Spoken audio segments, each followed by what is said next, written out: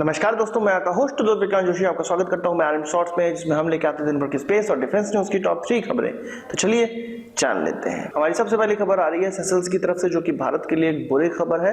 कुछ दिनों पहले मैंने आपको बताया था कि सेशल्स के एजम्पशन आइलैंड पे भारत को अधिकार मिल गया है कि वो वहां पर अपना नेवल बेस लगा सकता है और वहां पे जो भी फैसिलिटी डेवलप करना है वो भारत के हाथों में आ गई है। जिस तरह से आप कह सकते हैं कि एजम्पशन आइलैंड पे भारत का अधिकार हो जाएगा और सेशल्स से एक संबंध और अच्छे बढ़ जाएंगे। पर अब सेशल्स के राष्ट्रपति का कहना है कि वहां पे जो भारत को काम दिया गया था वो अब आगे नहीं बढ़ेगा, क्योंकि जैसे ही ये भारत को काम दिया गया था, कॉन्ट्रैक्ट पे साइन हुआ था, पैक्ट पे साइन हुआ था, वहां की विरोधी पार्टी ने लोकल लोगों को भड़का दिया था और यह कहा जा रहा था कि यह चाइना के इशारे पे किया जा रहा है और लोकल लोगों ने वहां पर एजिटेशन कर दिया था, इसका विरोध किया था और जिसके चलते भारत को यह कॉन्ट्रैक्ट अब नहीं मिल पा रहा है। इसके अलावा वहां के राष्ट्रपति का यह भी कहना है कि सेशल्स कोस्ट गार्ड का वहां पर एक बेस बनाया जाएगा, जो कि 2019 के बाद काम स्टार्ट होगा और इसके लिए उन्होंने बजट भी अलॉट करने का मन बना लिया है। अगले बजट में वो इसके लिए बजट भी अलॉट कर देंगे। आने वाले कुछ दिनों में सेशल्स के राष्ट्रपति और भारत के प्रधानमंत्री के बीच में वार्ता होगी और उनका कहना है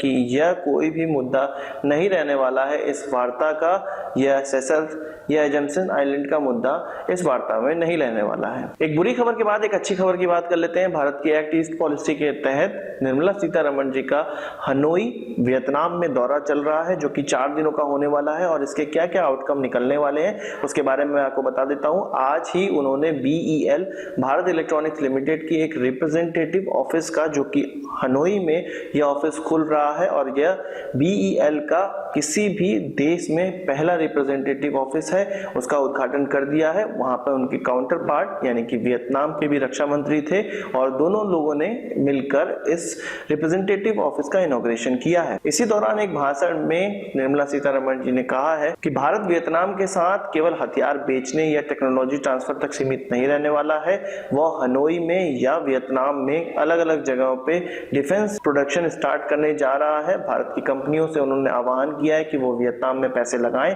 और यहाँ पर किसी तीसरे देश के लिए यानी कि वियतनाम या भारत के लिए नहीं, किसी तीसरे देश के लिए जो भी डिफेंस इक्विपमेंट बनाने हैं उसको यहाँ पर बनाएं। कुछ लोगों का यह भी कहना था कि इस 4 दिवसीय दौरे में ब्रह्मोस मिसाइल का जो भी एक्सपोर्ट होने वाला है वियतनाम को, उस पर भी राय बन जाएगी, क्योंकि बहुत सी खबरों में निकल कर आया था कि भारत वियतनाम को ब्रह्मोस मिसाइल बेचना तो चाहता है, पर उसमें कितना टेक्नोलॉजी ट्रांसफर होगा या उसकी प्राइसिंग कितनी रहेगी, इस पे मतभेद है, जिसके कारण ब्रह्मोस उनको नहीं दिया जा सका है अभी तक। पर वहीं कुछ खबरों में यह भी निकल कर आया था कि भारत ने चोरी छुप पे वियतनाम को ब्रह्मोस दे दिया है, ऐसा वियतनाम की स्टेट मीडिया ने दावा किया था। बहरहाल इन चीजों पे कोई भी क्लियर पिक्चर नहीं बन पाई है, पर यदि इस मुद्दे पे कोई क्लियर पिक्चर बनती है, भारत वियतनाम को ब्रह्मोस बेचने को तैयार हो जाता है, तो यह भारत और वियतनाम के बीच में पहला ऐसा रक्षा समझौता होने वाला है। इससे पहले भारत ने वियतनाम को कुछ पेट्रोलिंग वेसल्स तो बेची है, पर कभी भी किसी भी प्रकार के हथियार नहीं बेचे हैं, पर इस दौरे में हथियार बेचने का मामला ही सबसे ऊपर रहने वाला है।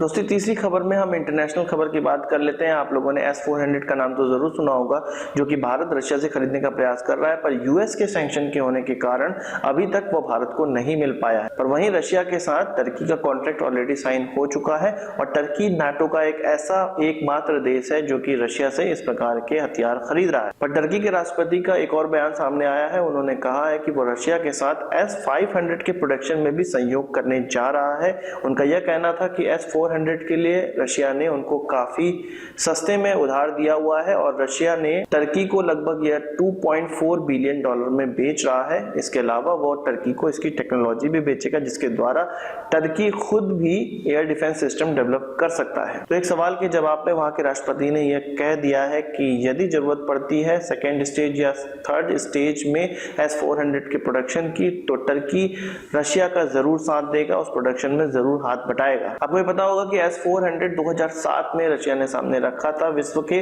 और अब S-500 भी प्रोडक्शन लाइन में जा चुका है। तो यह देखना बड़ा क्रूशियल होगा कि आने वाले समय में क्या टर्की को S-500 की डिलीवरी भी हो जाती है या केवल वो प्रोडक्शन लाइन में हाथ बटा के थोड़ा मुनाफा कमाना चाहता है रशिया के साथ। इन 3 खबरों के बाद मैं आर्मी के उस जवान की शहादत को नमन करता हूं जो कि 14 जून 2018 में जिसने शहादत प्राप्त की और 2 टेररिस्ट को मार गिराए, या इस इनकाउंटर में 2 टेररिस्ट मारे गए और हमारा एक जवान शहीद हो गया, तो उसको सत सत नमन है। और आपसे भी मैं चाहता हूं कि अपने मैसेज कमेंट बॉक्स में जरूर लिखिएगा। तो आज की इस वीडियो के लिए बस इतना ही। आशा करता हूं कि वीडियो पसंद आया होगा, आप इसको एक बड़ा थम्स अप जरूर देंगे। इस वीडियो संबंधित कोई सवाल सुझाव तो कमेंट बॉक्स में जरूर लाइएगा, और यदि आपने हमारे चैनल को सब्सक्राइब नहीं किया उसे भी कर लीजिए, क्योंकि हम इस प्रकार की वीडियो लाते रहते हैं जो कि आपका स्पेस और डिफेंस ज्ञान बहुत ज्यादा बढ़ाने वाला है। नमस्कार, थैंक यू, जय हिंद।